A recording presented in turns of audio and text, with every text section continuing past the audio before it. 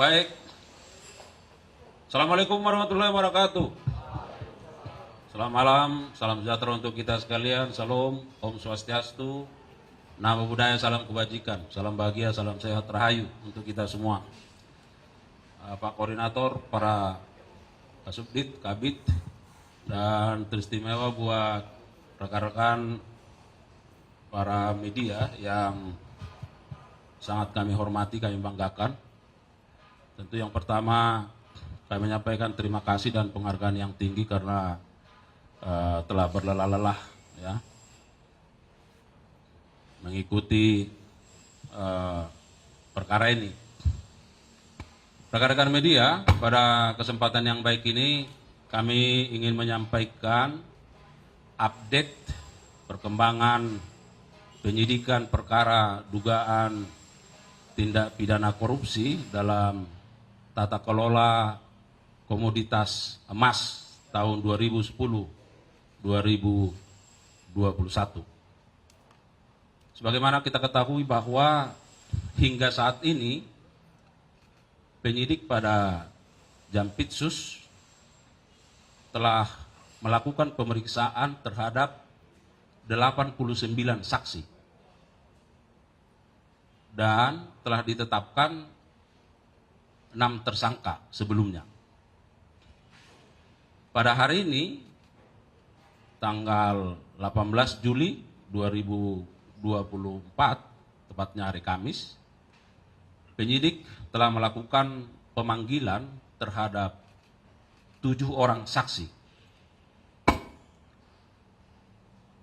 Para saksi diperiksa sejak tadi pagi secara maraton dan ditemukan ada bukti permulaan yang cukup bahwa terhadap 7 orang saksi ini memiliki keterkaitan dan peranan yang kuat dalam dugaan tindak pidana korupsi ini. Sehingga penyidik setelah melakukan ekspos secara internal menetapkan ke-7 orang tersebut sebagai tersangka. Dan setelah dilakukan pemeriksaan sebagai tersangka, maka sesuai dengan ketentuan pasal 21 KUHP, penyidik berketetapan melakukan upaya paksa berupa penahanan. Dari 7 orang yang ditetapkan sebagai tersangka, 2 orang ditahan di rumah tahanan negara. Sedangkan 5 orang lainnya ditahan dengan status tahanan kota.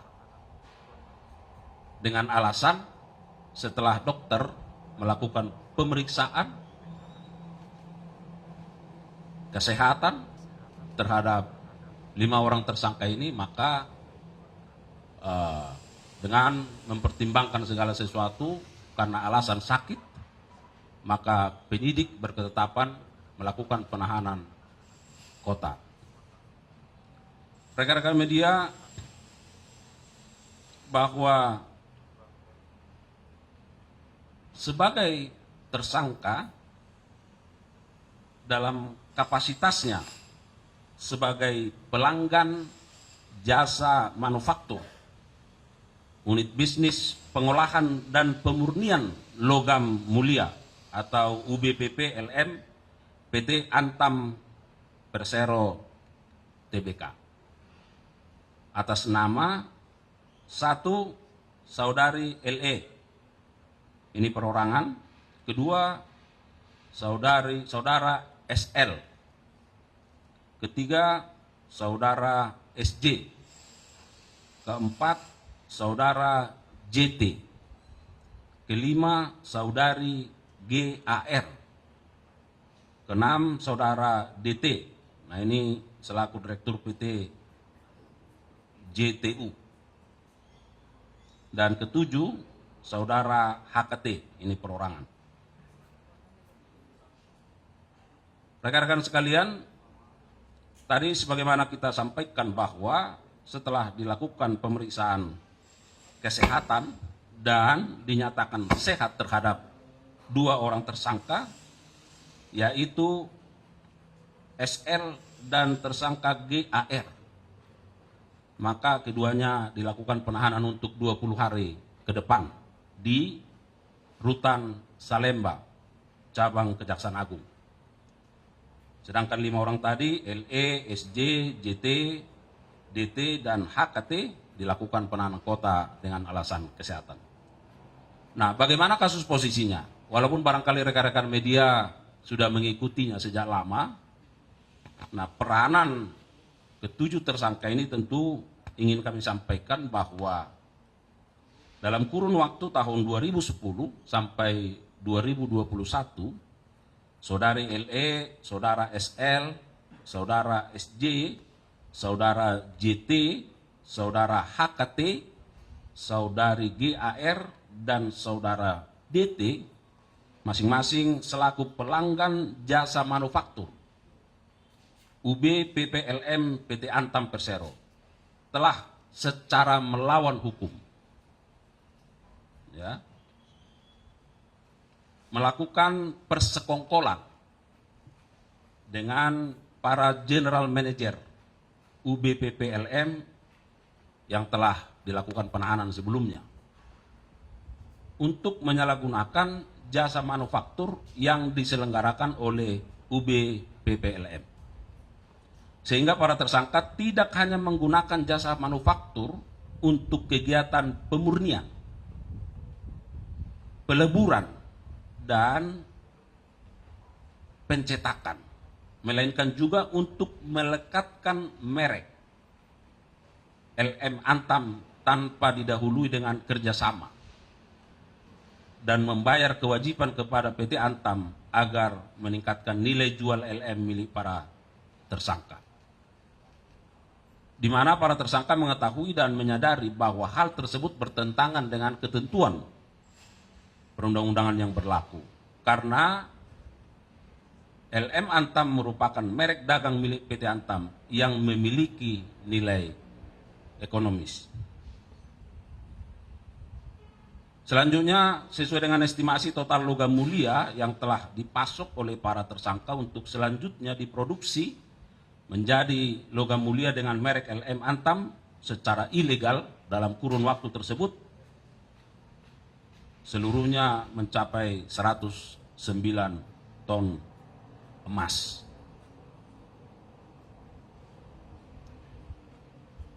Itu beberapa hal yang ingin kami sampaikan, dan pada kesempatan yang baik ini kami menegaskan bahwa apa yang beredar informasi di masyarakat terkait pertanyaan apakah emas itu palsu, tadi sudah kita jelaskan bahwa sesungguhnya emas itu tidak palsu. Tetapi hak merek yang dimiliki oleh PT Antam itu dilekatkan secara ilegal oleh para tersangka. Sehingga ada selisih jual, selisih harga dari harga pembelian dengan dilekatkannya merek tersebut. Jadi supaya ini membuat terang dan supaya masyarakat jangan sampai ragu terkait soal hal ini. Selanjutnya pada kesempatan yang baik ini kami juga ingin menyampaikan bahwa penyidik sedang melakukan koordinasi dengan ahli untuk melakukan perhitungan kerugian keuangan negara. Ya. Tetapi dari estimasi sementara yang dihitung oleh penyidik, namun pastinya tentu didasarkan pada perhitungan ahli yang kita harapkan bisa selesai dalam waktu dekat, itu di sekitaran 1 triliun. Ini rekan-rekan media yang bisa kami sampaikan. Mudah-mudahan penyidikan ini bisa berlangsung dengan lancar, baik, dan tentu kami terus berterima kasih atas dukungan dan atensi yang diberikan oleh rekan-rekan media kepada kami. Saya kira itu, kalau ada hal-hal yang ingin ditanyakan, kami buka sesi untuk pertanyaan. Silakan.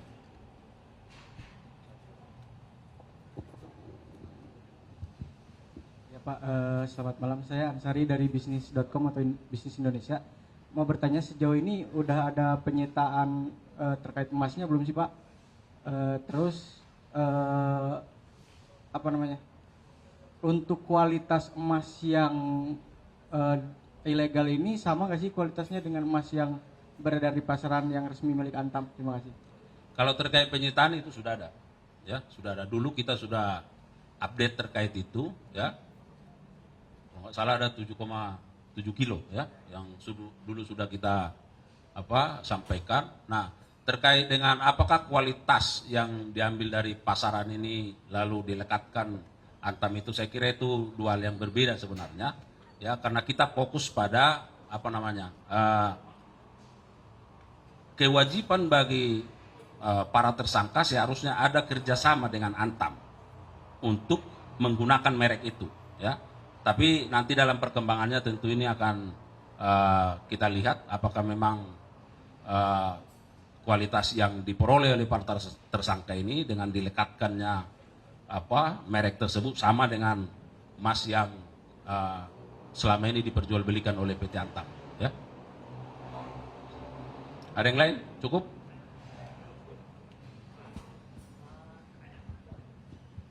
Izin Pak, saya Saiful Anwar dari akurat.co. Pak, ini kan tadi 7 tersangka ya Pak. Nah, yang terkait soal emas yang dilabeli itu milik perusahaan mana aja Pak, yang akhirnya jadi punya label Antam itu? Nah, yang kedua, ada nggak sih Pak di atas general manager Antam ini yang sudah diperiksa? Nggak mungkin dong mereka bertindak tanpa ada instruksi atasannya. Baik, terima kasih. Yang pertama, perusahaan-perusahaan mana? Tadi kami sudah sampaikan bahwa 7 orang ini adalah swasta, perorangan, tetapi ada juga yang merupakan direktur PT JTU, ya. Nah. Ya, ya nanti bisa ya, nah itu, ya. Nah, yang kedua soal apakah ada pejabat di atas, ya, nanti kita update, ya, karena ada 89, berarti saya harus buka lagi, ya. Apakah memang ada orang-orang yang sudah diperiksa di atas para manajer yang sudah dijadikan tersangka, ya. Ada yang lain? Kalau dalam pemberantasan tindak pidana korupsi tentu semua potensi itu ada, ya. Tapi nanti tentu penyidik akan melihat dari sisi fakta-fakta hukum yang berkembang, ya. Dan nanti tentu akan didalami. Kita masih fokus terhadap ini, ya. Kita fokus dulu terhadap pelaku personnya, karena beberapa waktu yang lalu sudah ada 6 orang, ini tambah lagi 7 orang. Nah, kita lihat nanti perkembangannya. Baik, rekan-rekan media, cukup? Ya. Baik, terima kasih karena sudah larut malam, ya. Terima kasih sekali lagi atas perhatiannya. Kami tutup. Billahi taufiq wal hidayah. Assalamualaikum warahmatullahi wabarakatuh.